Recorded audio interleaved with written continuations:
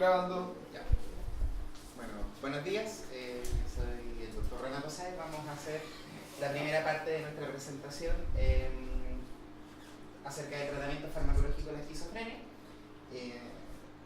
Bueno, este como ciclo está pensado en 4 presentaciones.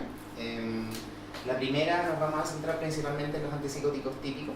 La segunda nos vamos a centrar más bien en los antipsicóticos de segunda generación, donde están los atípicos clásicos y los de tercera generación como la aripiprazol y otros medicamentos. Posteriormente vamos a hablar de antipsicóticos de depósito para finalmente centrarnos en manejo de efectos secundarios de antipsicóticos. ¿Qué tiene más?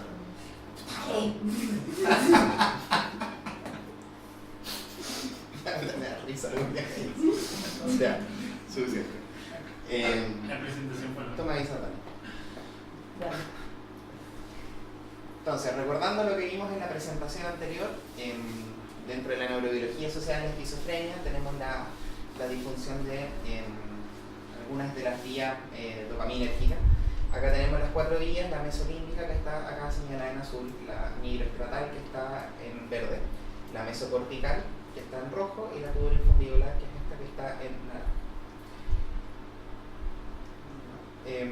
Y dentro de las cosas que también habíamos mencionado, dentro de las alteraciones encontradas en esquizofrenia, tenemos una hiperactividad de la vía mesolímbica que daría cuenta de la sintomatología positiva, y por otro lado una disfunción de la vía mesocortical que daría cuenta de los síntomas negativos y cognitivos. Entonces, parece que algo que hay que hacer con la transmisión dopaminérgica, ¿cierto? Entonces, vamos a partir con el primer grupo farmacológico que tuvo que ver con esto, que son los antipsicóticos típicos. Y estos surgen a partir de un hallazgo casual. Un cirujano llamado Enrique Laurit en 1950 desarrolla la clorpromazina buscando un fármaco antihistamínico para el manejo de la ansiedad preoperatoria, y tuvo tan buenos resultados que finalmente a alguien se le ocurrió, que fue Diley Deneker en 1952, ocupar la clorpromazina para pacientes psiquiátricos. Y a partir de ahí surge una nueva familia de fármacos que logra disminuir en un 80% las camas psiquiátricas crónicas a nivel mundial. Bueno, acá están Delay y Pierre Deneker, que son ellos dos. Él es Pierre Pichot, si a alguien le suena o no. de la historia Claro, un siglo de psiquiatría, y aparte es el mismo. Y este grupo finalmente tuvo que ver con el desarrollo de casi toda la primera generación de antipsicóticos. Entonces, continuando la historia, se evidenció que de forma muy eficaz se reducían los síntomas positivos. Sin embargo, comienzan a aparecer signos neurológicos indeseados. Dentro de los primeros estudios, obviamente se parte con animales y se describe un fenómeno llamado neurolepsia, que involucra el enlentecimiento psicomotor, aplanamiento afectivo e indiferencia. De ahí que viene el nombre de los neurolépticos. También se menciona este síndrome cognitivo conductual como ataraxia, pero es más o menos sinónimo. Y esto tendría que ver, esto obviamente se descubrió después, con el bloqueo dopaminérgico. Cuando es muy enérgico en la vía mesolímbica, genera como apagamiento del sistema de recompensa. Y por otro lado, en la influencia mesocortical se generan estos síntomas negativos secundarios, y que también, en el fondo, el bloqueo intenso de estas dos vías tendrían que ver con la llamada neurolepsia. Por otro lado, también empiezan a aparecer otros síntomas, que son los síntomas extrapiramidales, y se consideró como inevitables y marcadoras de una adecuada dosis terapéutica. De hecho, se decía que la dosis objetiva era cuando el paciente empezaba a tener síntomas adversos motores. O sea, se neuroleptiza hasta que funcione. Y esto tiene que ver con el bloqueo dopaminérgico a nivel de vía nigroestatal.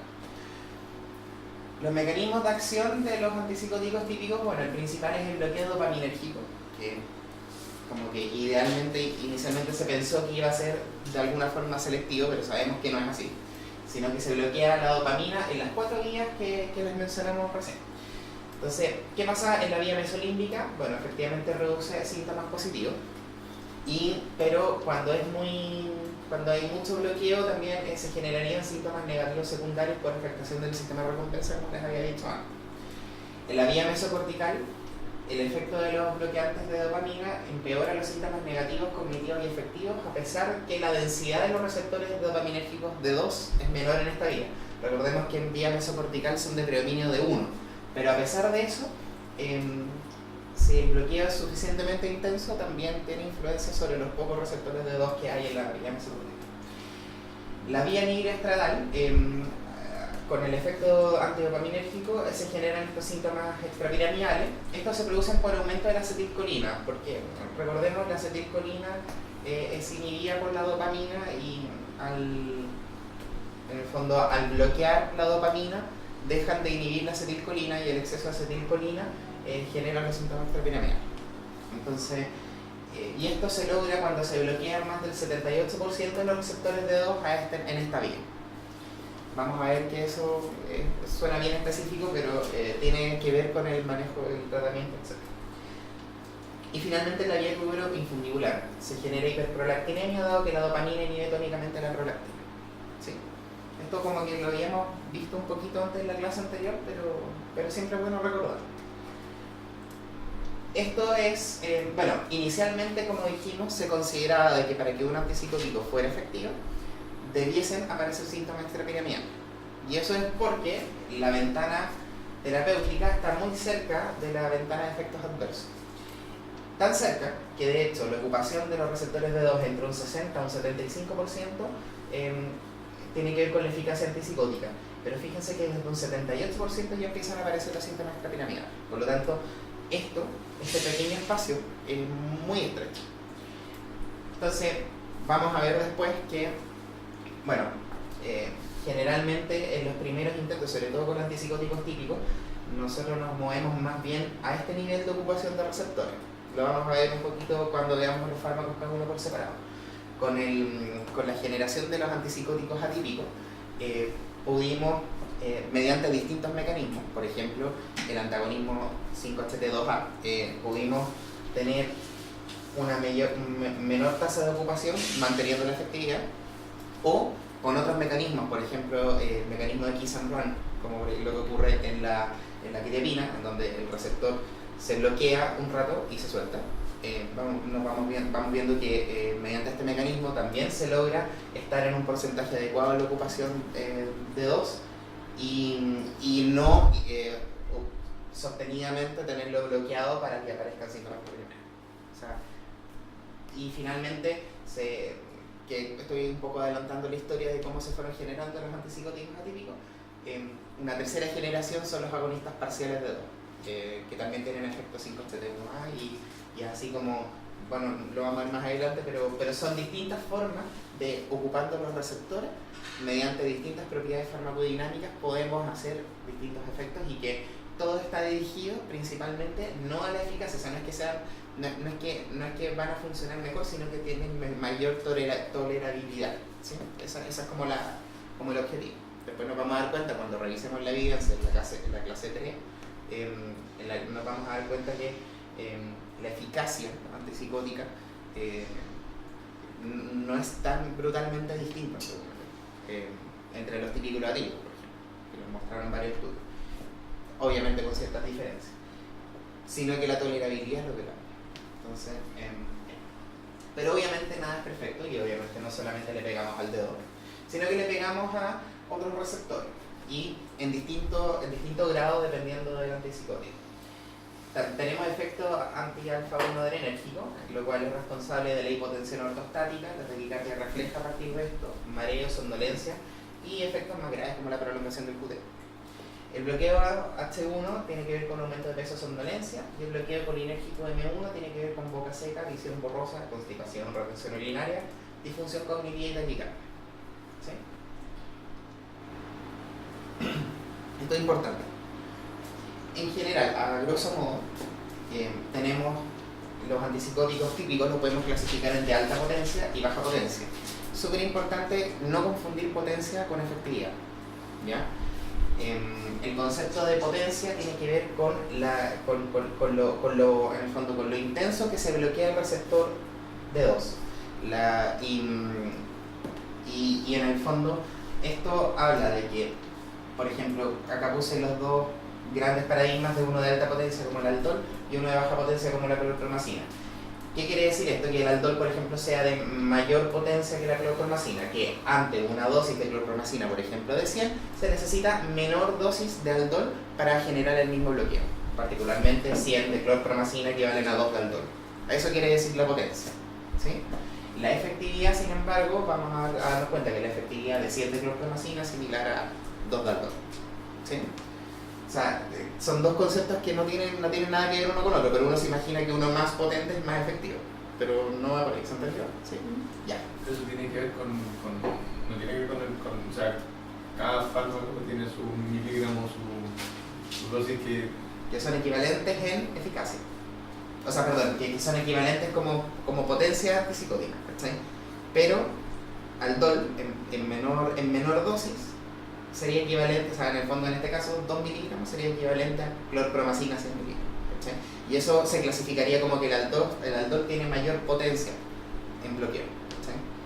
Pero es igual de eficaz. Perdón, no es como la potencia de la comparación entre las benzodiazepina, que hay unas que producen más efecto clínico que otras.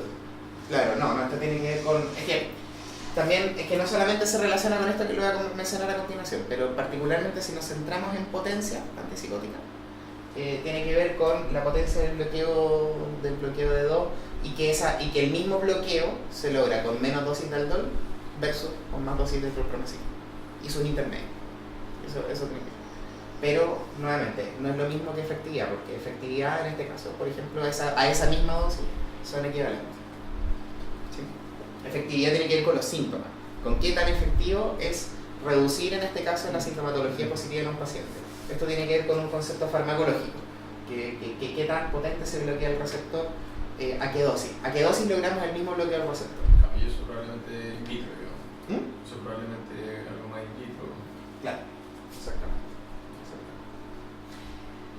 Y vamos viendo que obviamente relacionado a la potencia del bloqueo anti-D2 están los síntomas extrapiramidales, ¿cierto? Que es lo que habíamos mencionado previamente.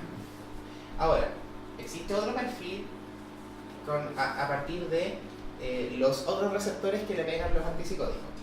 Y por ejemplo, clorpromacina tiene mayor potencia anti-M1, anti-acetilcolina y anti-H1, que tiene que ver con la sedación. Y en general, los antipsicóticos de baja potencia generan más sedación que los de alta potencia. ¿Sí? Ahora, en paralelo coincide también con que los antipsicóticos de baja potencia tienen menos síntomas extrapiramidales porque bloquean menos potentemente el D2. Pero no solo por eso, sino que porque fíjense que tienen propiedades anticolinérgicas. Y si recordamos bien, al bloquear D2 nadie inhibe la acetilcolina y por lo tanto se generan los síntomas extrapiramidales. Por lo tanto, si tenemos un fármaco que naturalmente tenga propiedades anticolinérgicas, contrarresta ese exceso de acetilcolina. Y por eso es que también los antipsicóticos de baja potencia, sobre todo que tienen mayor efecto anticolinérgico, generarían menos síntomas extrapiramidales. ¿Sí? ¿También se entendió eso? Ya. Esta es una clasificación, bueno, los antipsicóticos típicos podemos clasificarlos de varias formas. Una de esas formas es clasificarlo por grupos farmacológicos de familia, que obviamente para nosotros es súper lejano de nuestra realidad clínica y que no da lo mismo. Pero la otra forma es clasificarlos en su potencia. Potencia también, cuando hablamos de potencia, nos referimos también a algunos libros mencionan los incisivos que son, pero por si lo leen. Entonces, bueno, tenemos un grupo primero que es el de la fenotiazina, donde está la clorpromacina, la tioriacina, la fluphenacina y la trifluoroperacina. Todo esto nosotros, salvo la trifluoroperacina, todo lo tenemos en nuestro repertorio farmacológico, así que es importante conocer. Donde tenemos la clorpromacina, tioriacina, que son de potencia baja, versus la fluphenacina, que son de potencia alta. Y acá tenemos un poco lo que mencionamos, la dosis equivalente. Está la clorpromacina a 100 miligramos. En general todos los trabajos nosotros los hacemos, están hechos en función de, cuando evaluamos potencia lo hacemos comparando con el original, que es la clorpromacina. O sea, con 100 miligramos de clorpromacina y generalmente así se hacen las equivalencias. Entonces, 100 miligramos de clorpromacina equivalen a 95 tioriacina y a 2 de fluphenacina. Y en general, cuando nosotros clasificamos potencia, en dosis equivalentes hablamos de que un antipsicótico en dosis equivalentes entre 1 a 6 miligramos se considera de alta potencia, de 7 a 10 de potencia media de 7 a 25 potencia media y más de 25 potencia baja.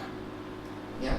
Entonces por eso es que van a fijarse que hay algunos que dicen media alta, etc.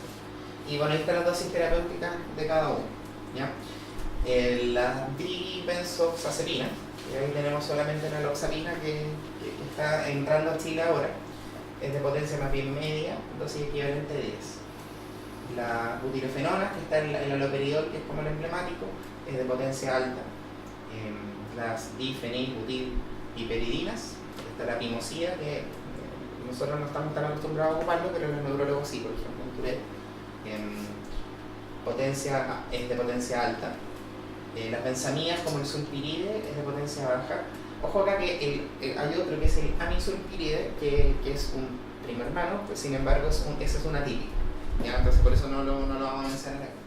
Y los tiaxantenos, que están el suclopentixol y el flugentixol de carnavalos, que es el fludansol, que también lo tenemos. Con sus distintas potencias, sulpiride baja, suclopentixol media y flugentixol alta. ¿Ya? Entonces, presentemos a las señoritas una por una. Clorpromacina. Bueno, como mencionamos previamente, es el primer antipsicótico generado, es una fenodiazina de baja potencia de 2. Su absorción tiene una rápida absorción gastrointestinal, tiene una biodisponibilidad que es variable entre 25 y 65%. El 99% se une al unión, ahí me faltó unión a proteínas plasmáticas, ¿sí? Es la de agua. Tiene un pic plasmático de 1 hora post ingesta y tiene ocupación de receptores de 2 entre un 70 a 80% con dosis entre 100 a 200. ¿Sí?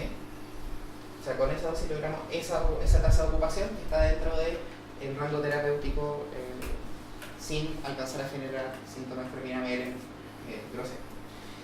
Metabolismo hepático con el citocromo P450-2D6 tiene una vía media de eliminación de 16 a 30 horas y en general la excreción es urinaria por bilis y también se excreta por leche materna. ¿Ya?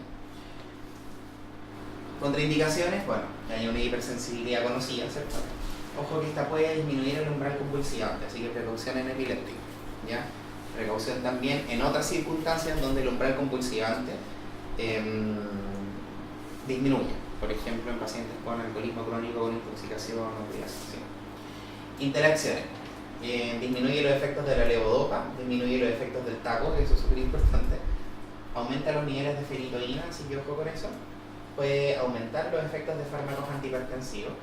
Tiene efectos aditivos si se ocupa con otros depresores del sistema nervioso central. En alcoholismo y diuréticos aumenta el riesgo de hipotensión, además. En usuarios de propanolol aumenta el nivel de ambos, o sea, tanto de propanolol como de clorpromacina. Y en usuarios de litio, la mezcla clorpromacina y litio puede precipitar un cuadro similar a un neuroléptico maligno. La FDA lo tiene aprobado para esquizofrenia, para hiperemesis, de hecho la hiperemesis gravídica también, así como cuando no anda con pluriamin, se trata con esto. Porfiria aguda intermitente, como coadyuvante en el tratamiento del tétano y como dentro del tratamiento del simbulto intratable, así que eso ocurre. Y cuando ocurre, clorpromacina, sí. Presentaciones en Chile, tenemos comprimidos de 25 y 100 y existe también en presentación de ampolla de 25 miligramos en 9 ml. Tioriacina, generalidad esto es una fenodiazina de baja potencia de 2. La absorción es rápida, tiene una biodisponibilidad entre un 10 y un 60%, su distribución se une hasta un 99% de las proteínas plasmáticas, tiene un pic plasmático entre 1 a 4 horas post ingesta y tiene una tasa de ocupación de receptores de 2 entre un 74 a 81% a una dosis de 100 a 400 miligramos al día. El metabolismo del citocromo P450-2D6 tiene una vía media de eliminación entre 9 y un 30 horas, tiene una excreción biliar y urinaria como un 35% y se excreta por leche materna. Contraindicaciones: hasta un 10% de la población caucásica tiene bajos niveles del citocromo P450-2D6, lo que haría que disminuya el metabolismo en la tioriacina, lo que aumentaría su gran riesgo, que es el riesgo de prolongación del QT. ¿Ya? Puede precipitar dorsal de Quantz. Pacientes también obviamente con síndrome QT largo congénito es un buen ejemplo de que no debería ocupar este medicamento. Así que siempre importa, o sea, bueno, la tiroidecina ahora viene como sacándose en Chile, antiguamente se ocupaba harto, pero efectivamente el riesgo de prolongación del QT es bien elevado, entonces un medicamento que, bueno, tal vez nosotros no tengamos la oportunidad de ocuparlo, pero antiguamente se ocupaba y este era el riesgo. Si tenemos un electro basal con un intervalo QT corregido mayor de 450 milisegundos, también eso es como una buena contraindicación, o sea, no lo ocupe. Y si hay historias de arritmias cardíacas que no está clara, mejor no lo ocupe. Interacciones en usuarios de propanolol, fluvoxamina, fluoxetina y paroxetina disminuye el metabolismo de la tiroidecina. Aumentan los niveles y mayor riesgo de QT prolongado. Usos aprobados por la FDA en adultos, principalmente esquizofrenia cuando han fallado otros tratamientos, o sea, ese es como el contexto. Presentaciones en Chile comprimidas de 10, 25, 50 y 100. ¿Sí? Como dijimos, actualmente ya no se está ocupando mucho. Haloperidol. Bueno, esta es una butirofenona de alta potencia de 2, tiene una rápida absorción gastrointestinal, una biodisponibilidad entre el 40 y 80%, un 92% de unión a proteínas plasmáticas, un pic plasmático entre 0,5 a 3 horas post ingesta y tiene una tasa de ocupación del receptor entre un 75 y 89% entre dosis de 4 a 6 miligramos por día. Metabolismo, citocromo P452 de 6, vía media de eliminación entre 12 a 36 horas, una excreción urinaria hasta un 40% y bilis hasta un 60% y si se excreta por leche materna. Bueno, contraindicaciones, hipersensibilidad. Interacciones en alcoholismo crónico puede generar hipotensión severa, altera la actividad del taco de forma muy errática para abajo para arriba, aumenta los efectos antimuscarínicos de la dropina cuando se está ocupando, en usuarios de bromocriptina aumenta gran cantidad la prolactina, potencia la acción de depresores del sistema nervioso central y disminuye los efectos de la levodopa. Usos aprobados por la FDA, psicosis de cualquier origen, tanto en presentación oral como inyectable, también está aprobado para el síndrome de Tourette. Hay otros usos que son frecuentes y a pesar de no estar aprobados por la FDA, como por ejemplo el TAP, en fase maníaca sobre todo, y desajustes conductuales en delirium y demencia, lo cual es bien llamativo, porque nosotros lo ocupamos harto en delirium, sin embargo no está aprobado por la FDA para eso. Presentaciones en Chile tenemos comprimidos de 1 y 5, está en una presentación en gotas, que son 2 miligramos por ml, y ampollas de 5 miligramos por ml. ¿Verdad? ¿Hay alguna razón, o se propone alguna razón por la que en teoría el DOL produce más efectos extrapiramidales vía oral que el venoso? No está claro. O sea, de hecho, si uno lo lee en los libros, como que primariamente te dicen la precaución principal del Aldol EB es justamente las arritmias, ¿sí? Efectivamente, y los síntomas extrapiramidales. Por algún motivo que no está claro, la presentación oral genera más síntomas extrapiramidales, que es algo que como que uno más bien lo ve, pero no está claro el mecanismo por qué. Pero sí, pues efectivamente, el dolor oral genera más que el uso como EB. Ahora, por supuesto que si el uso de EB es mayor, sí los síntomas extrapiramidales se disparan harto, se disparan un montón, sobre todo cuando uno no ocupa como otros medicamentos para contrarrestar los síntomas extrapiramidales. Eso, pero no está claro. La pimosía, esta es una difenilbutyrina de alta potencia de 2, tiene una rápida absorción gastrointestinal con una biodisponibilidad entre un 15 a 80%, se distribuye hasta un 97% en proteínas plasmáticas, tiene un pic hasta 8 horas post ingesta y tiene una tasa de ocupación de receptor de 2 entre 77 a 79% con una dosis entre 4 a 8 miligramos al día. Tiene un metabolismo en el citocromo P452 de 6, tiene una vía media de eliminación entre 29 y 55 horas y una excreción urinaria por bilis y no se sabe si se excreta por la leche o no. Otro medicamento que tiene un alto riesgo de prolongación del QT, así que nuevamente historia de QT largo congénito, historia de arritmias cardíacas, no lo ocupe. Si bien es cierto, es un tratamiento que se ocupa harto en síndrome de Tourette, el riesgo-beneficio, la tasa riesgo-beneficio es desfavorable para la mimosía. Por lo tanto,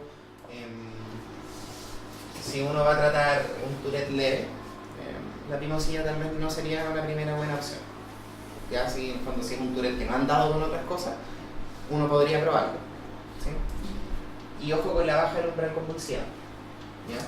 Interacciones. Uso de otras drogas que pueden exacerbar los tics, como estimulantes o ibuprofeno. Otros medicamentos que alargan el QT, como mezclarlo con tioriacina, con ciprasidona, que es un atípico que también tiene alto riesgo de prolongación del QT.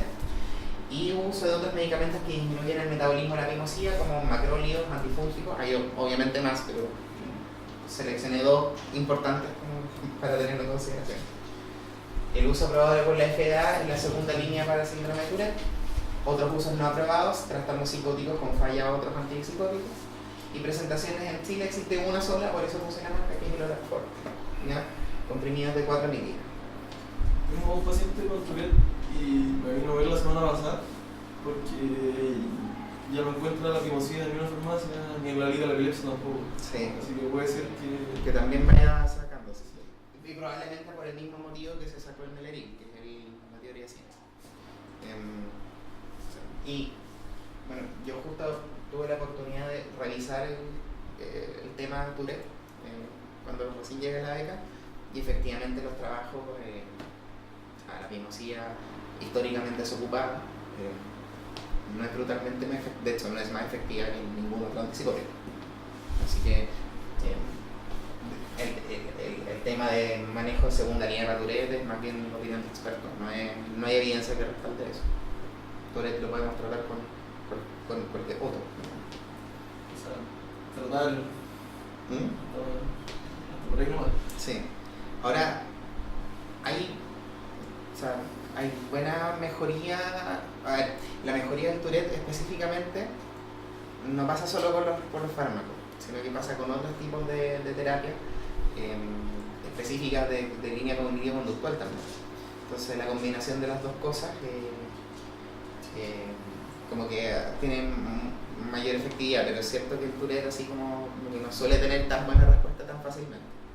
Y tiene una evolución natural también. Y tiene una evolución natural, sí, es cierto.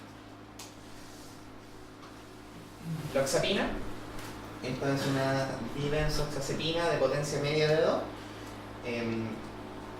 Y esto es curioso porque a pesar de ser clasificado como un antipsicótico típico, tiene un efecto antagonista 5-HT2A, pero a dosis baja. Entonces, a dosis baja tendría este comportamiento, pero en dosis más altas el efecto de 2 se come el 5-HT2A. Y en la práctica funciona como un típico. Este es especialmente útil en agitación psicomotora, logrando una sedación rápida. En 20-30 minutos se genera sedación.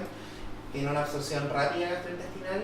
Porque loxapina existe en presentación, en el mundo, digamos, existe en presentación oral, en presentación intramuscular, y esta nueva que es el ASUBE, que es en presentación inhalatoria. Entonces, cuando la absorción es oral, 1/3 se absorbe como completo, digamos. Sin embargo, la presentación inhalatoria intramuscular tiene absorción completa del fármaco. Por lo tanto, esa es como una importante diferencia. Tiene un pic plasmático a los 20 minutos post administración, metabolismo igual que los otros, también con citocromo P452 de 6. Tiene una vía media de eliminación de 3 horas si es vía oral, de 12 horas intramuscular, pero con metabolitos activos que eventualmente, de acuerdo a lo que decía el prescriptor de Stahl, que se podría, gracias a estos metabolitos activos, dar una vez al día, a pesar de su vía media de eliminación corta. Y excreción por orina de posición. Ese es el ASUBE. Ahí está como esa es la presentación como por inhalación. El doctor Gile lo probó acá hace Sí. un par de semanas. Hace un par de semanas, Exactamente. exactamente. O sea, ¿cuál probablemente es la gracia de eso? O sea, como ¿por qué tan sofisticado ocupar algo así? Porque el setting de uso de este fármaco es un paciente agitado. Y hacer inhalar ese dispositivo es bastante menos pronto que contenerlo y pincharlo y O sea, como que sería una forma como más amable de enfrentar una agitación psicomotora. O sea, esa es como la gracia, porque por eso este dispositivo es innovador. Contraindicaciones, como bueno, todo, hipersensibilidad conocida. Ojo con que tiene el riesgo de bajar el umbral convulsivante, por lo tanto evitar el alcoholismo crónico y enepilepsia. Y ojo con la presentación inhalada, que está contraindicado en pacientes asmáticos, en pacientes con EPO o con otro cuadro, cualquiera sea que genere una limitación crónica del flujo aéreo. ¿Ya? Interacciones, depresión respiratoria al combinar con benzodiazepina, disminuye efectos de levodopa. Al combinar con litio hay riesgo de síndrome neuroléptico maligno. Combinado con epinefrina hay riesgo de hipotensión y puede aumentar los efectos de los antihipertensivos. Usos aprobados por la FDA, esquizofrenia y control rápido de agitación psicomotora en contexto de esquizofrenia o trastorno bipolar. Otros usos no aprobados por la FDA, uso en otros trastornos psicóticos y trastorno bipolar. Así como, me refiero como no en agitación, sino que en tratamiento. Presentaciones en Chile, me parece que solamente está el Adasuve que llegó hace poco, no había otro antes, que es una inhalación unidosis del 9,1 mililitros. Vamos a hablar ahora de la flufenacina de canoato, que es el Modecate. Generalidad, la fenotiazina es una fenotiazina de alta potencia anti-D2 con pocos efectos anticolinérgicos. Por lo tanto, si es de alta potencia anti-D2 con poco efecto anticolinérgico, tiene alto riesgo de síntomas extrapiramidales, ¿sí? Y es kinesia tardía, que es como, de hecho, el riesgo como mayor, incluso mayor que los síntomas extrapiramidales. Así como me refiero a parkinsonismo, distonía, acatincia, todo eso, pero el riesgo de kinesia tardía es mayor. Tiene una rápida absorción gastrointestinal, porque la flufenacina también existe en presentación oral, pero no estoy seguro, pero por lo menos no lo encontré en las presentaciones de farmacia. Me da la impresión que nosotros no lo tenemos en Chile vía oral, pero tal vez me equivoque. Tiene se absorbe entre 1 y 50% cuando es de esta vía, una distribución entre un 90-99% de unión a proteínas plasmáticas, un pic plasmático entre 1 hora y media a 2 horas con ingesta. Tiene una tasa de ocupación de receptores de 2 entre un 70-80%, metabolismo citocromo P450 2D6, vía media de eliminación entre 13 a 58 horas, una excreción urinaria y bilis y se desconoce si se excreta por la leche. ¿Ya? Contraindicaciones, como todo, hipersensibilidad. Interacciones. En uso concomitante con depresores del sistema nervioso central o alcohol, aumenta la incidencia de manifestaciones anticolinérgicas. La hipotensión puede aumentar en pacientes que reciban a la vez anestesia espinal o epidural o agentes bloqueadores adrenérgicos. Usos aprobados por la FDA, trastornos psicóticos en general. Otros usos no aprobados por la FDA, trastorno afectivo bipolar. Presentaciones en Chile, existen, bueno, es como básicamente lo mismo, pero está como la presentación con nombre genérico, que es de 25 ml, o sea, 25 miligramos por ml. Y está la presentación que me parece que es la que tenemos acá, que es de 250 en 10, pero es lo mismo, ¿ya? ¿Qué temas quedarán pendientes un poco para las siguientes presentaciones? Como dijimos, los antipsicóticos atípicos, ¿ya? Como que amerita hacer una presentación en sí misma de esto, porque es un gran tema, son una gran cantidad de fármacos. Los antipsicóticos de depósito, porque tienen, bueno, la gracia que tienen estas como cadenas laterales que se van agregando con la finalidad de poder administrar cada 2, cada 4 semanas o incluso una vez al mes en algunos fármacos de depósito. Efectos secundarios de antipsicóticos y su manejo, que también requiere una clase entera, digamos, como para poder saber bien cómo manejar una distonía, cómo manejar el parkinsonismo. Hay varias guías que hablan de esto. Y finalmente hablemos de la evidencia de la efectividad y tolerabilidad y el uso de antipsicóticos en tratamiento de esquizofrenia. O sea, una vez que logremos decantar cada uno de ellos y tener claro un poco esto, tenemos que saber ya, ok, y ahora, primero, de primera generación versus de segunda generación. Y de segunda generación, ¿son todos iguales o no? ¿Cuáles son los con más riesgo de, qué sé yo, baja de umbral convulsivante? ¿Cuáles son con más riesgo de prolongación del QT? ¿Cuáles son los que más engordan? ¿Cuáles son? O sea, todo eso está estudiado, hay varios papers que hablan de ello y también es importante que lo revisen. Esa es la bibliografía, bueno, Recordemos que originalmente esta es una revisión del Seminars, pero obviamente hay más bibliografía para revisar. Y eso, pues no sé si alguien tiene algo